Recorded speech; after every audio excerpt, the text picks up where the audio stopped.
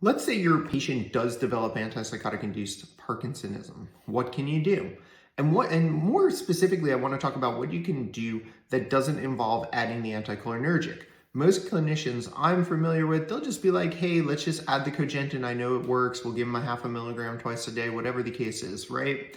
And that's a quick, easy fix. It's easier to add something than to do some thinking. But let's try to think this through and see what other options you might have if you're concerned about the risk of the anticholinergic medication being added to the treatment course. So you have two options. Number one, you could simply lower the dose of the medication. And why is that?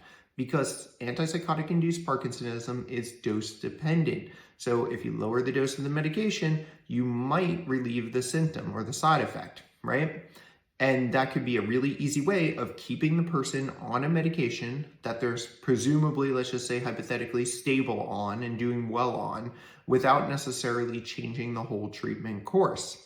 But let's say you have to do something more drastic. You lowered the dose, it doesn't work. You want to still make a change without adding the anticholinergic med. Okay, another option you have, simply change the medication. Choose a medication with a lower risk of antipsychotic-induced Parkinsonism. Of course, the key things to look out for here is when you're changing the medication, you're always going to run the risk of destabilizing that patient's mental health and maybe causing an exacerbation of symptoms while that new medication is being introduced.